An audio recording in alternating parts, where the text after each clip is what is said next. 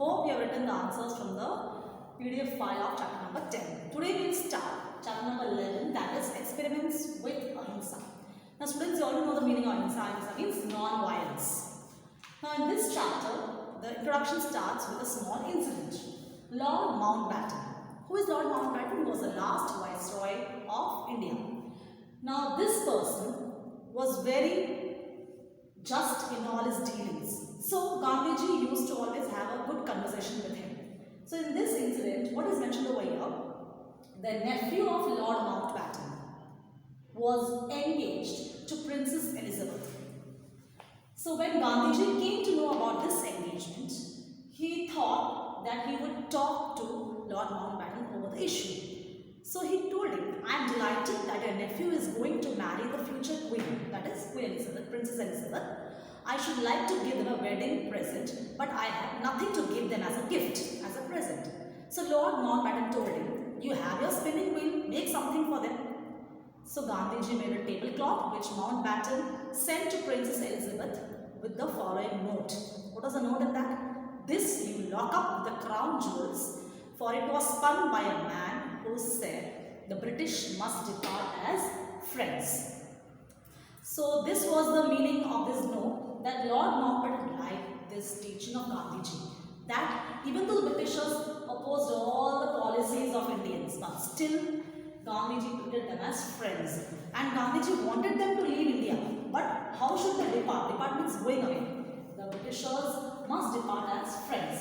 Now Gandhiji devised many novel methods to drive away the Britishers, but they were all peaceful methods. That is, he wanted Ahimsa in that.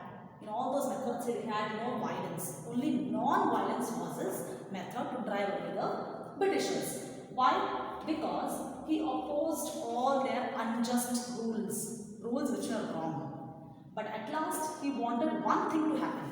The Britishers must go away, depart as friends, not as enemies. Now Gandhiji had his attitude or nature as one who had no ill feelings towards anybody, whether it was the Britishers or any human being in this world. He had no bad, negative or ill feelings about anybody. This attitude of Gandhiji deeply touched Mountbatten. Why? Because Lord Mountbatten thought, in spite of so many problems, so much of injustice being done to Indians, Gandhiji was a man of a different attitude. He was deeply rooted in non-violence. Gandhiji's firm attitude was non-violence, not resorting to any kind of violence. Violence was not preferred to him in any circumstances. He did not want violence to be committed by any human being in any circumstances. So Gandhi's style was non-violence. That is, Gandhi's main value was non-violence. His reactions were a synonym for non-violence, but according to Gandhiji, this non-violence was not his own teaching. According to Gandhiji, it was a teaching already prevalent in society. That is, the truth and non-violence were as old as the hills and nothing new to teach the world. That is, I am not giving any new concept to this world. Non-violence and truth both are as old as the hills. So what do you mean by this line? That is, experiment of truth and non-violence was done by Gandhiji on the basis of old philosophy of Indian religions. That is, non-violence was one of the main distinguishing characteristics of Buddhism, Hinduism and Jainism. All these religions taught non-violence. So Gandhiji is saying that this is not my philosophy, it is already prevalent in the Indian society. All these religions taught these philosophies that gives an unwavering and unreserved primacy. Unwavering means very strong, very firm. And unreserved means not having any feelings which are bad, negative towards anybody. Which gives a primacy to all living beings. To human beings as well as to all living beings. All become a perfect human being. So now, Gandhiji's experiments with Ahimsa went on continuing for a long time. It became a part of his life. Why? Because his views were totally based on non-violence, that is Ahimsa.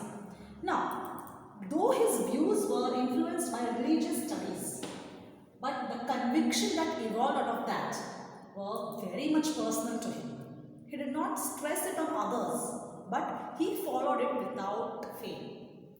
So students, he took this ahimsa beyond the realm of personal spirituality and morality.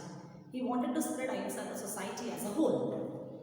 Merit of Gandhiji was that he tried to apply this to a certain extent. He succeeded in this principle of ahimsa. He began to apply this in society also. Even for the freedom struggle, he applied this ahimsa in front of the Britishers. And to a certain extent, he succeeded also. So social, political, educational and economic spheres, all these spheres of his were influenced by this ahimsa. So we can conclude that here, because of this policy of his, Sarvodaya, so the word here Sarvodaya means well-being of every human being, became a non-violent social order. And individual or any person became the supreme unit. So students, we can say that ahimsa, the principle of non-violence, leads to the individuality of a person as a supreme human being. According to Gandhiji, the meaning of ahimsa or non-violence is not just refraining from bodily killing. Refraining means avoiding bodily killing, physical. Not only physical killing, but also other types of ahimsa. That is, killing bodily is known as himsa. That is violence in Hindi. Himsa we call it as. But any injury, any wound given to others, known means deliberately, you are knowingly doing it, inflicted on any life, that is on any human being, either by your words, by your deeds. Students, your deeds means actions, whatever things you are performing, whatever work you are doing, or thoughts in your mind, whatever thinking, something which is done with selfish intention, comes within the purview of himsa. Comes in the purview of himsa means it is known as himsa. I'll just repeat this again. Ahimsa is not just practiced in physical form. It has to be practiced in your words, deeds, actions and thoughts, thought pattern. Anything done with selfish intention is known as ahimsa according to Gandhiji. Then another thing which is stressed was fear or cowardice. Fear, that is cowardice, being in a cowardly manner, is also not good. It does not mean that you are following ahimsa. That is wrong. Ahimsa is not fear. It is only non-violence. Instead, Gandhiji preferred himsa instead of cowardice. He told that instead of being a coward person, you go and practice himsa. So, in short, you can say that Gandhiji practiced ahimsa but not fear factor. In your textbook, you can see the quotation of Gandhiji.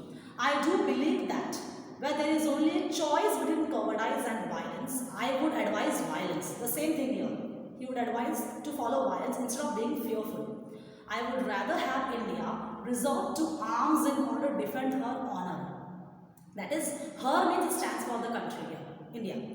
India should go for violence, for a war. Resort to arms means going for a war instead of being a fearful country.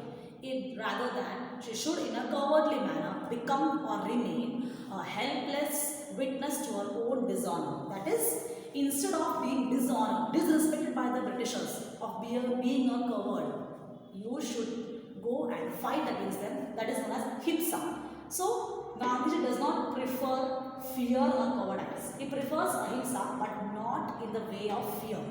Fearless ahimsa. He promoted only fearless ahimsa. So, non-violence is infinitely superior to violence and forgiveness. Himsa is not the resort for human beings. The last resort is non-violence, that is ahimsa, not himsa.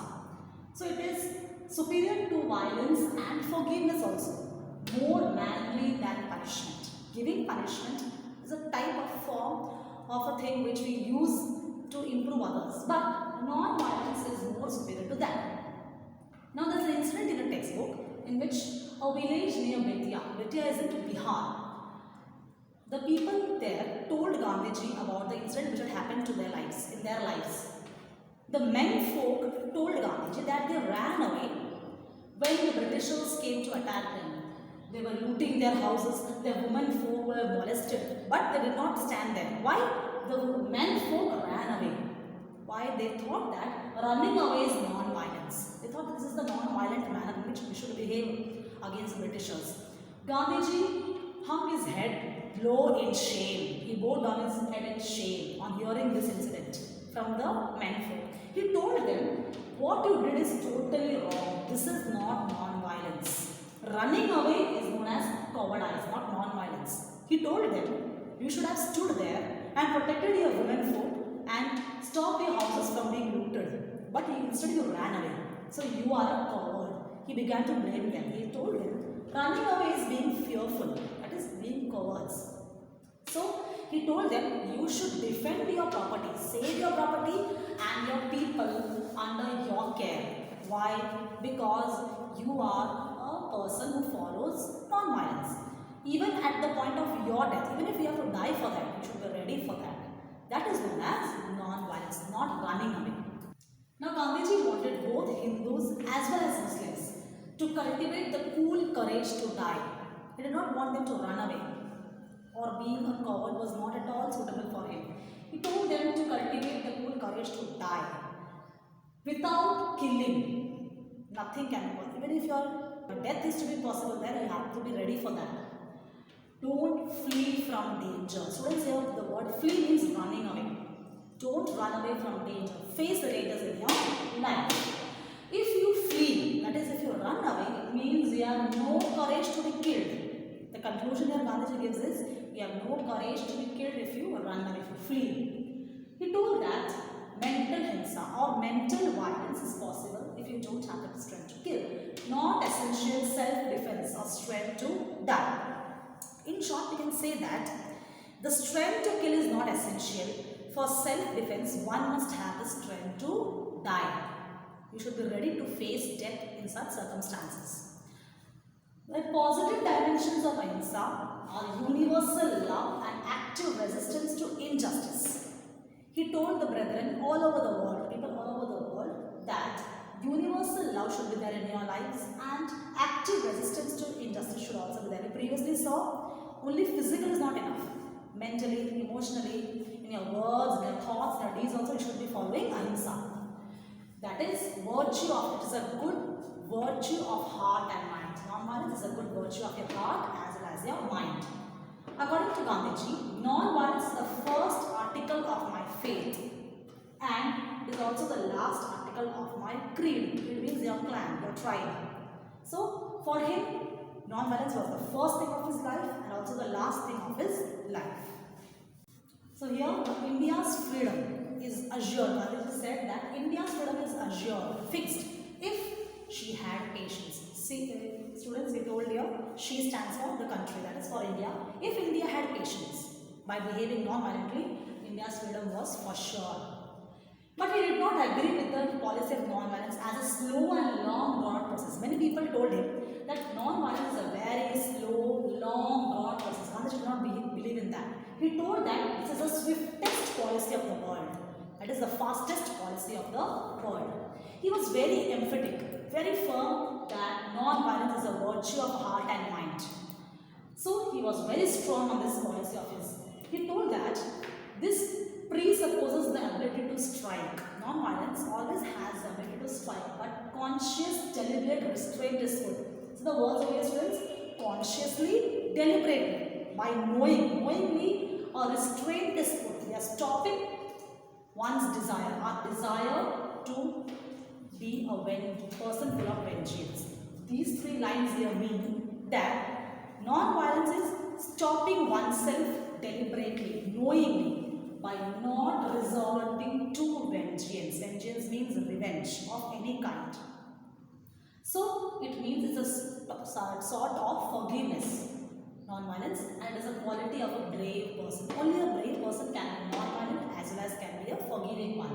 So ahimsa is not possible without fear. That is, it is impossible without fearlessness. You have to be a fearless person to be a non-violent person.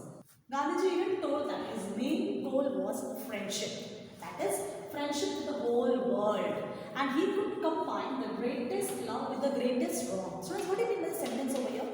You can combine the greatest love with the greatest wrong. That is, if a person is doing something wrong, with your love and their compassion, you can win that person. That is, non-violence can be used there.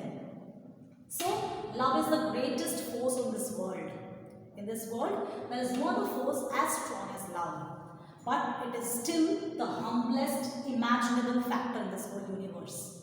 Even being the strongest force, it is the most humblest virtue in the world. So, this love prompted Gandhiji to say the following lines: the British must depart as friends. Friends, in the last topic we saw, that is the beginning of the chapter we saw, this sentence was quoted by Gandhiji, that the British must depart as friends. So, here the conclusion also we see this. Gandhiji told this sentence why? Because he had love for them. Love and non-violence were two main factors which prompted Gandhiji to say the wordings, the British must depart, go away as friends, not as enemies. Lord Mountbatten, the last Viceroy of India, was much satisfied, he was much impressed by this philosophy of Gandhiji, and this message of his was more precious to Mountbatten than any precious gifts or crown jewels. Why?